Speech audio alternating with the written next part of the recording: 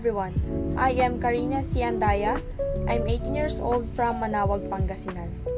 My course is Bachelor of Science in Information Technology, major in Web and Mobile App Development. Today, I will discuss to you the two philosophical perspectives of the self. Through these perspectives, I can express my own identity to share with you and also learn more about these two perspectives. I can say that it is so interesting, especially to us as a new educator. First is the theory of Sigmund Freud. Sigmund Freud said that personality structure divides the human psyche into three components, and that is the id, the ego, and the superego. The id is the primitive and instinctive part driven by the pleasure principle, seeking immediate gratification. It means that you are prioritizing your desire for a quick or instant. Next is the ego. Ego is the rational part, mediating between id's desire and the real world. It is also used as defense mechanism to manage anxiety and conflict. And the last component is the superego. The superego acts as the moral conscience, incorporating societal and parental standards. It also can lead to feelings of guilt or shame when moral standards are violated. And I can say that these three components helps me a lot to understand what Sigmund Freud is. For example, like me, sometimes I want to eat some foods that are not nutritious to eat, like milk tea, pizza, burger, and fries. My id like that kinds of food so much, but my superego said that I need to eat nutritious foods so that I will become strong and healthy.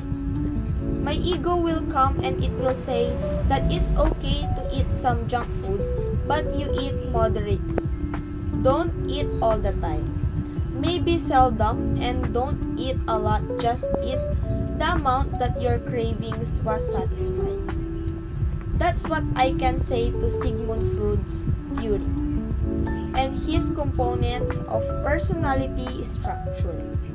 I can say that our id, superego, and ego can interact to shape our own behavior so that we can decide what would be our decision to be. The next perspective that I chose is the theory of David Hume. Self is a bundle of perception without a true unity.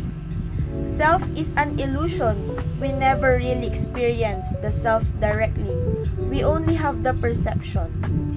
David's perspective of the self, according to his theory, is that there is no permanent unified self. Instead, the self is a collection of perceptions and mental states that constantly change and succeed each other. So in reality, we must not believe in the things that because you've always believed them.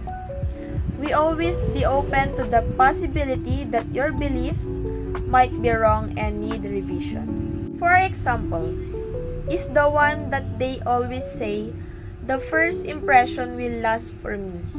It's not true because like me, every first day of school, my classmates' first impression to me is not on my true personality.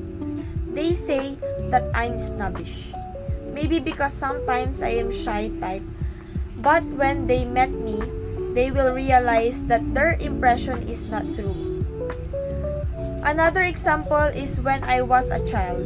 I always believe in monster, especially in the dark. Even until now, I always do believe on it. But until now, I didn't see even one monster. That's why I can say that all of my belief about the monster is only my illusion. We need a proof of anything that we believe in. That's one thing that I have learned in David Hume's perception of the self. I hope that in this video, I shared some important and interesting topics to all of you. Thank you and goodbye.